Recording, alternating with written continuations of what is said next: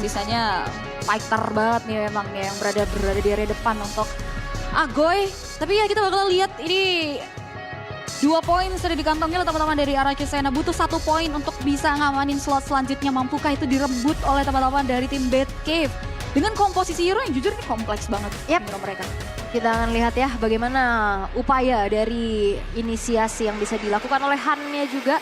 Akankah Valentina menjadi pateka untuk Batcave EXO atau justru RRQ Sena yang akan tersandung di game keempat kita karena kita akan menuju ke match point masih untuk RRQ.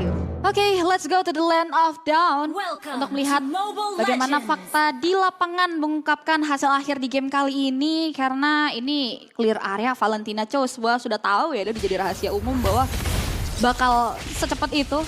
Dan yang perlu diwaspadai dengan adanya clearing cepat kayak gini adalah ya early rotasi nih dari dua combo ini. Ya, early rotation yang sebenarnya ini kalau ngeliat dari Zaz ya, dia kan punya Nightmare Spawn. Nightmare Spawn ini enak buat jadi CCTV kan, bisa buka visionnya juga.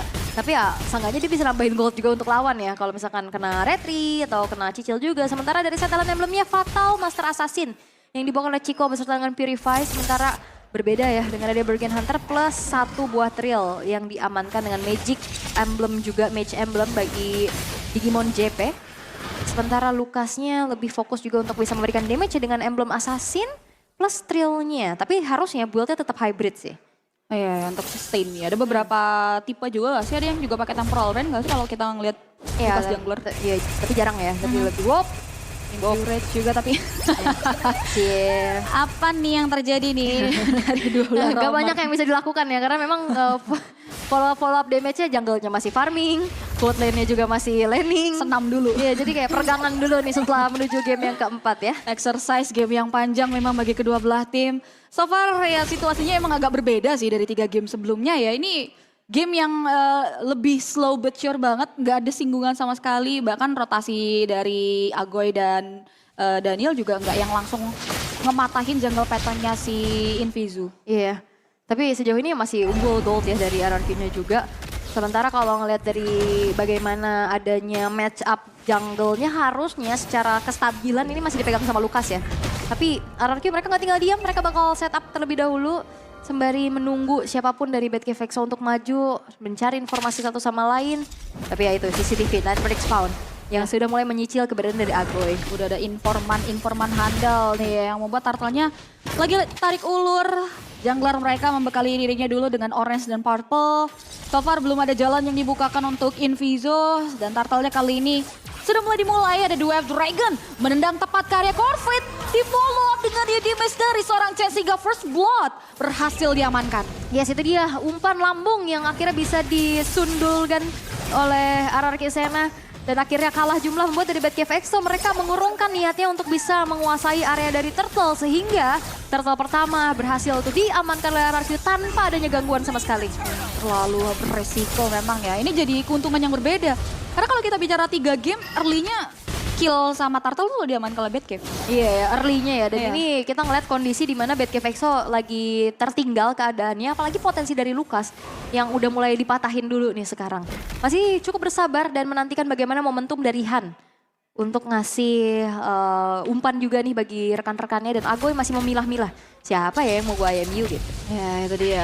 Tuba atau junglernya kah? Karena kali ini sudah mulai dari tamu yang kembali tidak diundang. Tapi nampaknya 2 tamu tersebut harus hilang. Dengannya damage double kill berhasil di-secure oleh Invizo. Dan Chen harus terpaksa mundur. Disundul QB ya, nasib dari Agoy yang tadi juga langsung IMU terhadap adanya flash combo juga ya sebenarnya tadi. Cuman balik lagi, secara durability Valentina nggak akan setebal dari Lukas aslinya kan. Jadi akhirnya di saat dia maju berdua terjebak sudah menjadi 2 poin kill yang ditabung oleh Batcave EXO. Yes, dan ya ini jadi pertukaran yang ideal setidaknya ya bagi Batcave yang mereka butuhkan. Karena Implosion menjegal karya Daniel dan killing spree diamankan oleh sang jungler. Ya ini sebenarnya Daniel tetap tumbang dengan adanya flicker yang digunakan. Jadi lagi-lagi ya double kerugian buat RRQ. Even pun sekarang dari Batcave EXO lagi memanfaatkan bagaimanapun siapapun yang ada di depan. Ya udah kita implosion aja dengan follow up yang ternyata juga cukup perlahan. Ini udah mulai disusul nih dari segi gold lead yang sempat dipegang oleh RRQ Sena juga. Dan Chen dia harus lebih hati-hati sih karena banyak banget cancellation terhadap dirinya. Iya, peran Han ini udah mulai aktif banget ya. Yang buat udah lumayan banyak hambatan yang bisa diciptakan. Tapi Daniel bakal masih jalan. Di area bawah pun so far ya masih jadi posisi yang aman banget bagi kedua belah god lane. Yes, oke, Agoy sudah punya ultimate dari Lucasnya juga ini. Masih mencari momentum tapi masalahnya sekarang Turtle sudah muncul kembali. Akan ada upaya harusnya dari Bad Cave EXO untuk mengganggu tapi Wave Dragon. Oke, menendang tepat ke area. Sosok Romer di follow dengan Implosion. Jawabankah bagi tim Batcave? Karena nampaknya kali ini mereka harus menerima satu buah setup yang diberikan oleh seorang Chen. Chico masih coba untuk melakukan rotasi nampaknya di area sisi bawah. Sedangkan di area objektif jungle ini dimiliki oleh Batcave. Lucas dari Inviso mampu untuk menelan satu nyawa yang dimiliki oleh tim RRQ Sena. Sedangkan ada Corvette dan juga Inviso yang harus menerima serangan dari Benji. Dengan adanya satu buah follow up, ada Rhythm of Joy Shutdown diamankan oleh Agoy. Oke, keputusan dari Chen untuk meninggalkan Turtle-nya dan langsung membantu rekan-rekannya menjadi sebuah keputusan yang bagus banget karena shutdown mahal bisa didapatkan oleh RRQ atas hilangnya Inviso, dapetin orange buff, dapetin Turtle, keuntungan berlipat ganda untuk RRQ Sena sekarang. Dan apalagi walaupun memang tadi ada yang tumbang ya Daniel ya, tadi tertinggal juga. Ini menjadi satu hal informasi yang mahal adalah di saat Implosion sudah tidak ada. Akhirnya ini Chen akan bisa leluasa untuk masuk ke dalam area teamfight. Ya. Karena tadi Implosion juga gak kena siapapun kan? Betul, keunggulan yang masif ya diamankan oleh RRQ Sena. Sempat ada hampir rotasi ya, tapi Chico berhasil mematikan pergerakan dari Digimon. Ini mana lane-nya udah nggak safe lagi. Chico dapetin space, pengusiran yang hapik dari Daniel. Yang ngebuat ada lagi nih objektif yang berhasil disecure. Sebenarnya harusnya targetnya tadi Daniel mau ngumpan ke Chico ya. Tapi flicker Han-nya. Tadi langsung pindah ke belakang juga. Oke, walaupun memang ada resource dari The Wave the Dragon tapi yang didapatkan sama Arki ini lumayan mahal. Mereka dapetin outer turret, mereka trigger juga dari flickernya Han yang dalam keadaan cooldown sekarang. Dan Agoy ini akhirnya jadi banyak banget opsi untuk bisa dia IMU kan. Tadi nggak melulu tentang Lucas, nggak melulu juga Valentina ini benar-benar dari real counternya Lucas. Tapi ya sekarang langsung ke arah Primal Rat, terus juga bisa nantinya mungkin ke arah Implosion. Atau kalau misalkan dalam keadaan tertekan pun dia masih bisa ke ini loh. Dominator ya. Dominator Descent. Ya, The Wave Dragon dibuka oleh Daniel, dihindari dari sisi Inviso. Tapi tampaknya perjalanan pulang harus kembali dijegal oleh seorang Chen. Itu ada sedikit delay ya, tadi di saat Inviso-nya mau kabur dia kena efek terrifying dari Arcane Head dan Shadow Strike-nya Agoy.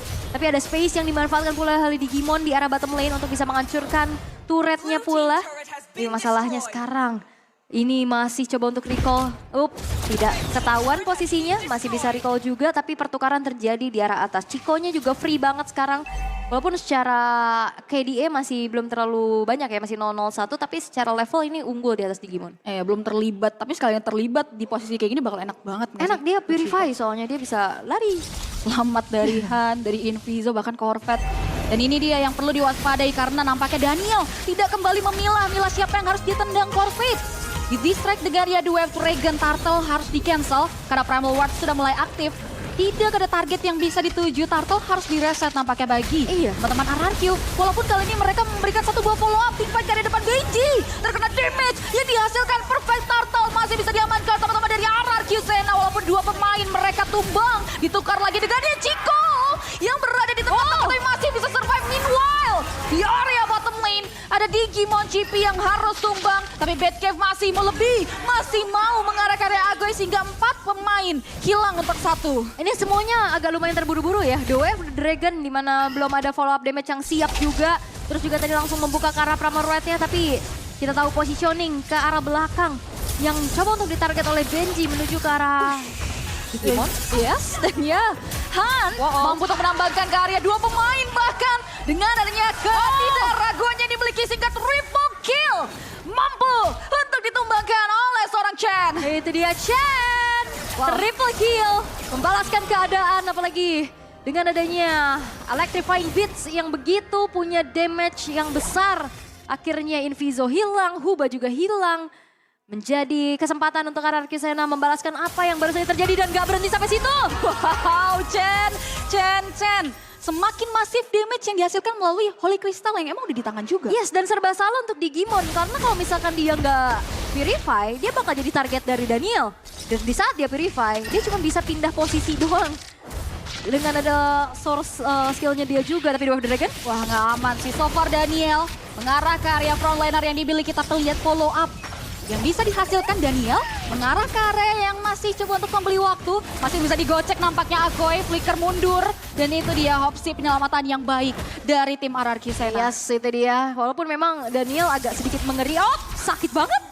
Ini sih yang lebih ngeri ya dari Chen ya. Dia gak ragu loh. Buset, itu satu kali Rhythm of Joy bang, ketabrak hilang. Sisa sepertiga itu. Wow. Wah, tapi Daniel yang potensinya memang terlihat agresif ya. Tapi agresif banget gitu loh. Dia mainnya lumayan jauh juga, tapi hati-hati nantinya itu bisa jadi batu sandungan. Bisa dipunish juga sama Bad Cave Exo. Apalagi kalau misalkan memang dibawa gamenya lebih panjang lagi. Kita tahu Nathan ini bisa mendefense sejauh apa, sebesar apa. Yes, itu dia. Ini jadi mimpi buruk sehingga RRQ Sena. Mereka harus jauh lebih konsisten lagi untuk menstabilkan game yang sedang mereka leading. Sedangkan teman-teman dari RRQ, mereka sudah mulai menghadapi tim Bad Cave kali ini. Yang coba untuk menghindari serangan dari tim RRQ Sena. Itu Huba ke-trigger loh.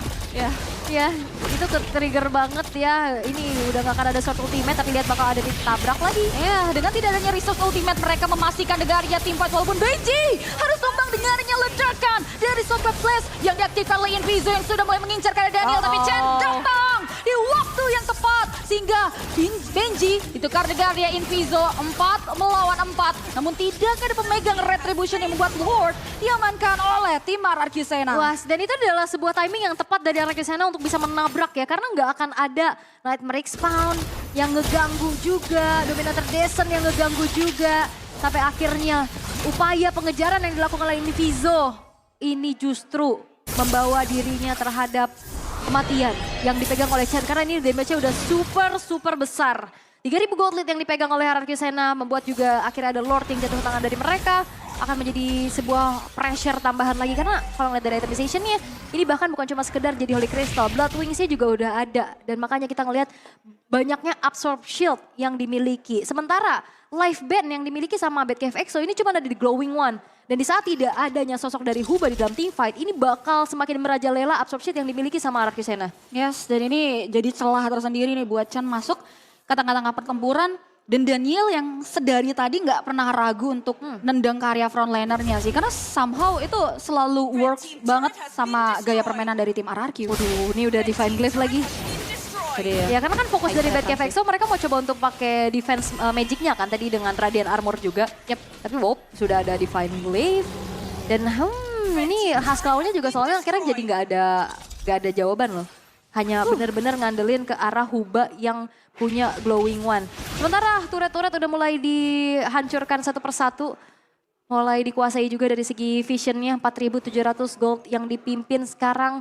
Gold tertinggi, wow 11.000. Chen, bayangkan perbandingannya kalau sama jungle-nya ini Invizo 7.200. Bedanya 4.000 pemirsa. Wah ditambah lagi ya faktornya Chen emang belum tumbang juga ya dari seagresif itu dia bermain. Ya, tapi kalau tumbang bakal jadi tabungan pecah gak sih? Makanya itu dia, ini ATM berjalan yang perlu dijaga banget nih dari teman-teman RRQ Sena. 64 detikan kurun waktu yang dibutuhkan untuk mengarah karya Lord. Sehingga produktivitas yang bisa dilakukan RRQ adalah nge-pressure kayak gini, mereka lagi pegang keunggulan. Opsinya adalah menginvade terhadap jungle.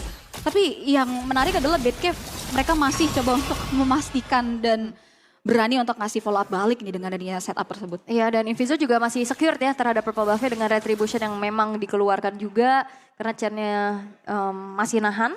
Sementara keadaan kembali tenang, Bad Cave lagi coba untuk memutar otaknya kembali bagaimana mereka bisa melakukan defense. Dan Chico, Great Dragon Spear, ini dia yang akan membuat dirinya jauh lagi punya movement speed ya karena kebetulan dia nggak pakai sprint juga dengan critical damage yang bisa disumbangkan kali ini.